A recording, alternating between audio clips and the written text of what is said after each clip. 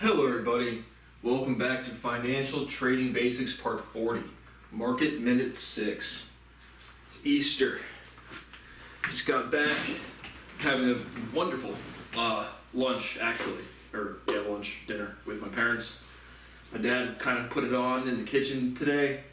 We had ham, au gratin, potatoes, cheesy potatoes. We had asparagus, we had rolls, we had corn casserole. I think that was it, but it was a good one. So, talk a little bit about Easter tradition. We'll be doing financial talking points and current events, just brief thoughts on Easter tradition, and then maybe some random stories. Again, I got mostly financial talking points, maybe one or two random other ones, but just trying to put out some more YouTube content. So, big news in the finance world this past week, or past week and a half or something. Elon Musk offers to buy Twitter for $54.20 per share. Nice. So yes, 420. Anytime you can put 420 into a bid, that is always respectable. Jim Cramer, David Favor, and Carl Cantanilla didn't like it. They thought it was no need for that, but no, you should absolutely reference weed in 69 any chance you get. See, if I was paid, right, there's been no, as of today's Easter, so the 18th of April, I believe, now to the tax filing date, I think today's the 17th. But what did Jesus say on the cross? Forgive them not, no, they know not what, or forgive them, they know not what they do. No, he said, don't close the markets. That's actual history. Write that down somewhere. But in all seriousness, I don't see why they close the markets for holidays. But not that it's super relevant. I just don't know why. On the actual Twitter deal, again, they've been trading at a much higher valuation, up to the 70 range. So if I was paid just to be an absolute troll, again, I'm not a goof like the spook and goof model of the universe, but I'm absolutely just a total fuckboy. I was born too smart on a world that can't accept science. So I would have thrown in a better offer. It's $69.69 per share. I'm not broke like Elon Musk.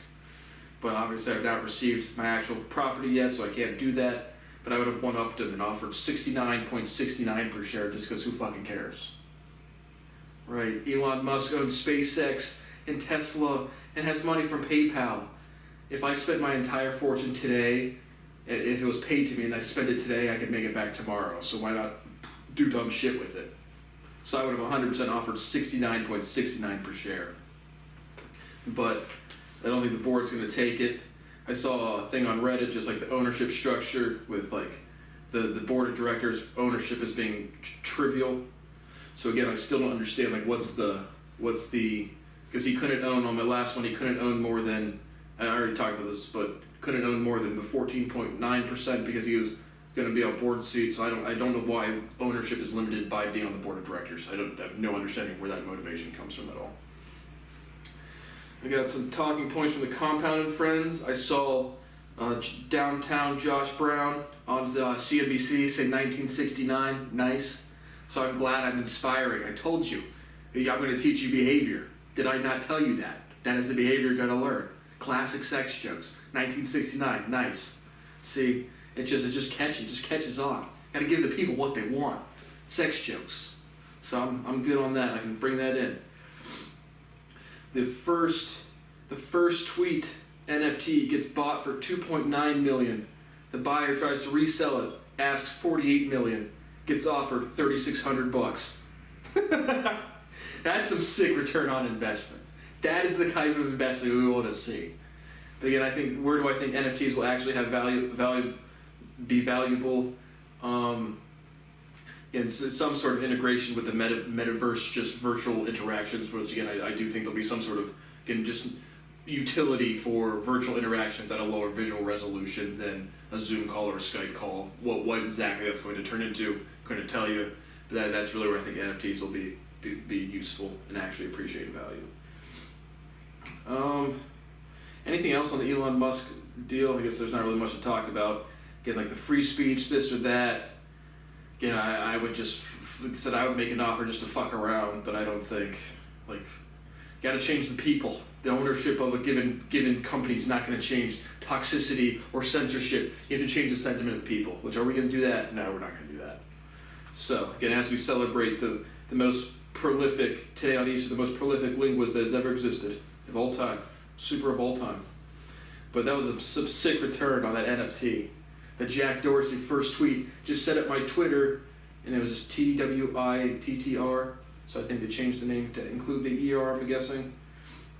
But that's a sick return. $2.9 million to $3,600. Sign me up. Best and final holds more weight in the UK. Interesting. Because then during the Twitter deal, Elon Musk had his best and final offer. I did not do any research for my talking point. I probably should have.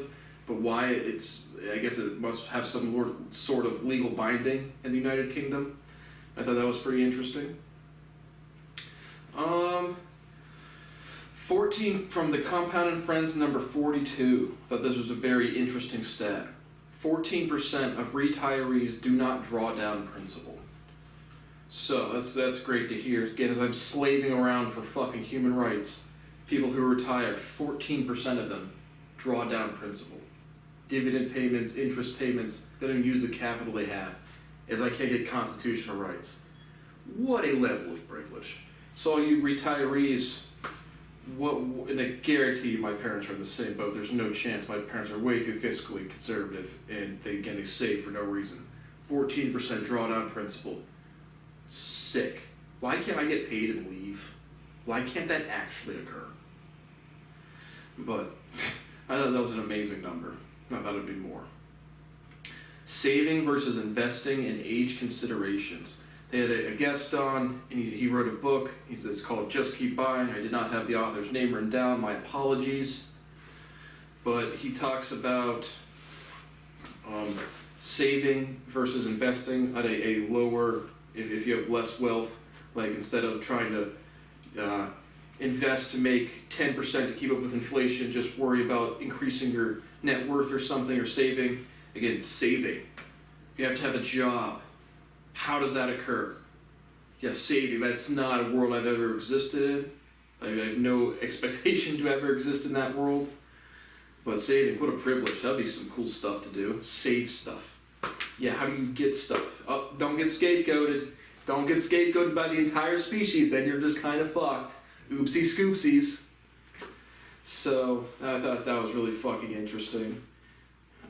Anything else to say there? Just considerations. Again, they talk about older age investing, and then the 14% not drawing down capital.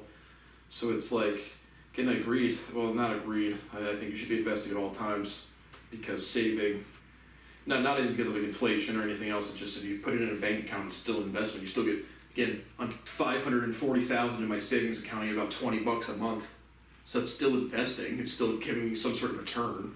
So you're going to want to be going for return and appreciation, not saving versus investing. Where do I put my money to make more monies? What trade structure makes sense for whatever capital requirements I have? $1, $10, $100 trillion. So that's what I think there. What are the pros and cons of lump sum purchase versus dollar cost averaging versus what I call strategic buying based off of risk tolerance? Right, I want to buy Apple. I have $100,000. Do I buy all of the $100,000 right now, or do I dollar cost average over a month, 2 months, 3 months? Meaning every month goes by, I put the same amount in, $5,000 over. Again, what would that be? 20 weeks. Do I do that? Why would that make any sense? Again, with a 7% investor maturity, you're going to wait for the volatility events. Again, if I was say, I have $100,000, what is my risk tolerance? What am I really to lose? If it's $50,000, then I would again wait for the volatility event of something spiking, something dumping, missing earnings and crashing, and people saying, what's going on here? Waiting for the GameStop, the AMC to go up really high and say, what is this? Short the shit. Something crashes out, you want to play a bounce trade, maybe that. But if you're really looking to invest in a company, dollar cost averaging, to me, it doesn't really make any sense. I would do lump sum buying, meaning not just all in at once, but if I'm going to invest $100,000, and I'm very 80% confident there's a big washout, maybe I enter 60% of my position, hold another 40% on the side. If I get a good increase, I'm still going to make sizable returns, so I'm still going to be kind of happy. But on the downside, and then it crashes more, well, then I can add the other 40 to 60%. So I would be a little more nuanced. Dollar cost averaging I would not do, meaning 50 transactions at a very small level. I would not go all in at once. I would probably do three to five entries, depending on how much money I'm putting in, how much I'm willing to risk. And that's what I just call strategic buying. And again, lump sum, strategic buying, dollar cost averaging. What is the volatility event? What is the fundamentals? What is the expected appreciation and over what time frame? That is really how I'm going to size my positions at any given time, at any income level, at any wealth level. So we've done that. That's really all the directly financial ones. Well, and then I got a phone call back from my dude Frank Nunziata. I told you the legend again about him saying they might consider $200,000, and I offered $200,000, and they said you haven't even laid an offer yet. You're not going to meet the employees, and then hung up on me. Wow, guess who called me back? Hey Brad, I saw your new emails about the $200,000. Go ahead and give me a call back so we can go back and forth on the phone. Not too much to talk about on the emails. And I have not emailed this dude one time. I literally emailed him, thank you for your time, and we have no interest in this business. And so, maybe that offer wasn't too bad. And again, it's funny watching the business to business transaction as well as the consumer residential home buying market. Houses fly off the shelves, these businesses sit there forever. So essentially the legitimate offer was 100% ready to close. Then, oh no, we're not going to take that, we're going to be rude and hang up on you. Oh, now we're acting like nothing happened. Thank you for those new emails. There were no new emails. There were none, zero. So maybe that $200,000 on actual cash flow of $230 wasn't too bad of an offer. Maybe not. I got a landscaping flyer. This was funny. I told you I'd give the Reese's marketing manager a raise. I told you I would give, I think it was like Mass Mutual or whatever the baseball commercial was, a small raise. I would give Kurt's Bros Mulch and Soil here in Central Ohio, your marketing, advertising, a demotion. They'd take a pay cut. Why? Yeah, man, I'm going to buy 20% off bulk mulch, topsoil, and leaf compost, and 10% off bagged products and aggregates at a residential apartment building. Yep, I got to go take care of the grounds here. So, Kurt's Bros in Central Ohio, I encourage you not to send your marketing dollars and advertising dollars to residential apartment buildings for landscaping. That's a secret, very, very secretive thought for you guys. Just a funny story on, again, my apartment building. So I'm going walks all of the time. And this is not super financial, but just this was fucking hilarious. I probably should put this in the language videos, but who cares? But so I go on a walk. I go on a walk typically. I told you I hadn't had AC in 8 days. I had an open work order. Put in, my AC, we had a power surge, the AC has gone off, put in a work order, the guys come through, they reprogram my thermostat, they think it's a reprogram, they think that's going to fix it, it doesn't, so the air conditioner needed a new compressor, and so the guy comes in and tells me it's going to be a couple of days, and I quote, a couple of days. And so I was like, yep, no problem at all. And again, as I told you the story about the maintenance worker telling me I was more polite than most of my neighbors. And so this was a different guy. As I go to take a couple of days, no problem at all. Early, mid-April, it's not getting too hot. It's going to be 80 in about a couple of days, but no problem. Just open the window. It's cool enough as is. It should be fine. So 8 days go by, and we haven't actually fixed the thing. He told me a couple of days and a couple of hours worth of nice weather to get it done. And so a couple of days ago, 4 days ago, it's probably 9:30, 9:45, and it's just way too hot in my apartment to sleep. So I'm going to go on a walk, try to give it some time to cool down, put on my headphones, go on my walk. Again, I'm probably a mile and a half, maybe more from my apartment, and it starts raining. And I specifically took what I thought was a rain jacket, just like a pull-up, not a hoodie, but just like a light windbreaker jacket for springtime.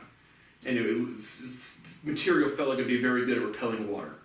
So I get going, and then it starts raining. So it starts raining pretty hard, pretty much as far as I could be away from my apartment. And I realized the material's not repelling the water all that efficiently. So I book it back to my apartment. It's like, I'm gonna ruin my cell phone and my headphone, that'll be, $1,500. So I just start taking off. And so I get back to my apartment, pack down my pockets, and my keys are nowhere to be found. So because it started raining, and again, not a fluke chance, but just some random life shit, because it starts raining, I sprint back, I lose my keys somewhere on the fucking road, no idea where they could be. And so, apartment building, you have an emergency technician you can call if you get locked out, if your apartment's way too hot, if this happens, if that happens. And being locked out of your apartment is one of the valid things to do. So I call the dude, he doesn't pick up, and I'm just staying outside my apartment. Again, I call my dad, luckily he picks up, and so my dad's coming, so I can just go stay at my parents' house because I locked myself out of my apartment. After that happens, the maintenance tech saw me on the phone and comes out of his car, like, did you just call? And I was like, yeah, I just, briefly explained to him what I just told you, lost my keys, locked out of my room, and my apartment's too hot. And the dude just instantly starts being disrespectful. I don't even know about fucking what. And so, well, it's because I told him the apartment's too hot. He's like, well, put it in a work order. And it's like, yeah, I did put it in work order. They said it'd be a couple days and a couple hours. It's been 8 days and the work order's been open, and I get no updates. No updates, no nothing, no. You give a person an inch, they're gonna take a mile, and they're gonna blame you. And so this dude was just an absolute fucking cunt. And his 7-year-old daughter, probably guessing, but 7-ish-year-old daughter is in the car. So I just explained him to the situation, and before even addressing me being locked out of my apartment, he starts giving me attitude about telling him that the apartment's too hot. And then he randomly brings up his daughter. He's like, I'm with my daughter, man. And I'm like, I'm not raising my voice, I'm not yelling at him, I'm literally I just got done sprinting back 1.5 miles to my apartment. So I'm a little bit out of breath. And again, I drink the beers. So he maybe smells a little bit of beer on my breath. And again, 0% drunk. Yes, I drink the beers. I do not get drunk. And the motherfucker goes, you're drunk. And again, I'm not drunk. He's offended that I told him he didn't fix my apartment. And again, not in the 0% rudest of ways possible. Just literally in the same tone like this. Yeah, man, I put in a work order. My apartment's way too hot to sleep. I really need someone to do something about it. And you go, this guy's just like, I didn't want to do anything. I'm 40 years old and live in an apartment building and hate my life because I'm a maintenance worker. So you're drunk, I'm going to blame you. And he says something to me he says, again, randomly talks about his daughter. I'm like, I'm not trying to talk about your daughter in any way. It was 0% relevant to the conversation. And then he goes, I'm getting upset with you. And again, he's the maintenance worker. His job is to do his job. Not yelling at him, not raising my voice, literally just dumbfounded. This dude's 40, it's after his hours, and he just doesn't want to deal with anything. He just wants his night off. Just the weirdest shit ever. And so he's just, and then he's like, I think this is all this weird insecurity just projected onto my life. And again, I've never been scapegoated ever. It has never occurred one time in my life besides all of the times in my life, literally, provably, been documenting it online every day for 4 straight years. And do you think this was better when I was 18 to 23? You think this was better? No. And so the dude just lips off, and again, my parents lived 10 minutes away, so I was already on the phone with my dad, and my apartment's still too hot, so I'd rather go sleep at my parents' house than in my too hot apartment. So he's like, then after again disrespecting me once, twice, thrice times, he's like, well, do you want me to let you in your apartment? And I was just like, again, the weirdest shit ever. You have to understand that all of these interactions, I don't do anything. My presence elicits weird shit from the beta males and females, and then I have to deal with your insecurities, literally. And so I'm like, no, I got somebody coming, I don't need to be let into an apartment I can't sleep in. And so then he's just giving me lip. And in the most not raising my voice, not a violent way in any way, I go, you're a broke maintenance worker. And he's walking back to his car, turns around and goes, what did you call me? And starts posturing, starts physically approaching me in a tough way. Zero flinch, zero hesitation, broke. And to which he points, he just puts his tail between his legs like a little bitch and goes back into his fucking car. And again, I am sitting there dumbfounded because I'm not drunk. 0%. I'm out of breath because I just sprinted 1.5 miles. I want to get into my apartment that I paid for that's not being fixed because you guys won't do your job. Now he's going to physically posture me? Fuck no. And so I call him again just to leave him a message, talk shit. I forget what to call him, bitch, pussy, fuck you, anything again. Dude physically intimidated me, to which he kind of turned around like a little fucking cunt. And then I leave him a message, And then the next day I get a message, another phone call from the senior property manager. We have an urgent thing to talk about. You left our person a message. Yeah, your employee physically intimidated me. He threatened me and didn't do his job, disrespected me, and then I called him out, and then bam. Again, that's how scapegoating works. You're incompetent, you're insecure, you're upset, I exist, normal life shit occurs. You don't do your job, I point out your insecurities, you disrespect me, then I disrespect you, and then bam, Brad's a threat. That's that point after like step 11. I become the threat then.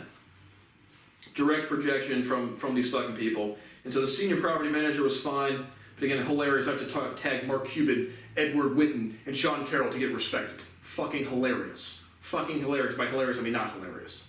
So I'll be talking more about that, what I'm going to do about that in my language and litigation series, because if you call me a threat at this point, again, it just again, they already violated my Fourth Amendment right back. We talked about that many times. And so I'm going to be taking some action against that. And so if you guys, with this property I'm at probably has 4 billion, 5 billion assets under management, I'm going to assess full emotional damages, and if you can't pay me, well then I'm going to buy your company for 5 cents on the fucking dollar for real. Because who's going to buy a company with swallowed in debt? Oh, I don't have to pay myself back, so I will. See you then, guys. But again, it was just, everyone fucks up and I become a threat for just existing. So that's sweet. I am back. I was weighing 181 yesterday and today. Again, eating fine. Been eating my breakfast. Again, once these things resolve, I eat instantly. So back on a solid breakfast. Was above 180. Feeling good about that. Just one more, again, not talking point because this is all pretty much financial talking points. The New York subway shooter pops the smoke, his gun jams, and then he calls on himself, fucking LOL. Don't you see how this is just like a 60-year-old, 50-year-old black dude who just has nothing better to do, so he's gonna go shoot people? What kind of real criminal pops smoke? Popping smoke! Oh shit, can't see where I'm gonna shoot now. Oh no, my gun's jammed, oh! Oh shit, yeah, I just hurt a bunch of people for no reason, now I feel bad. So such a steadfast criminal calls the cops on himself. So again, don't you see how this is when sentiment not changing? This is for a 14-year-old that has never grown up, and their big idea in life is just to go shoot people. So that's good stuff. Again, some just thoughts on Christian tradition and Easter. Not much. Again, I had a good lunch with my parents, but I guess the only real thing to talk about is the Lent, giving up something for Lent, as opposed to doing something extra for Lent, as opposed to not needing 40 days or however many days to improve yourself. If you need some sort of tradition to do better actions, all for it, congrats, do something, but make sure it's constructive, actually beneficial. Don't just give up shit to give up shit. Again, struggle is not the purpose. Well, it is the purpose to be remembered, but not. If you want to honor the ancestors or honor the past, use all of the privileges we have to do better stuff. So, just only thoughts there. Again, I will never be a linguist myself of any meaningful caliber, but again, it's like being a musician, which I'm also not a musician either. But even if I make music, I can find 10,000 million songs that I like as well. So whatever helps you be a better person, I'm all for it. If you use religion to be a bad person, well, then you're just as fucking bad as any other vehicle of insecurity. So, thank you for watching Financial Trading Basics Part 40, Market Minute 6. And the board of Twitter, you guys are screwing yourself, or the owners of Twitter, because the board doesn't own shit. But if you guys would have paid me my money, you would have actually got a 69.69 per share offer from me, because why not? So, thank you for watching Financial Basics Part 40, Market Minute 6.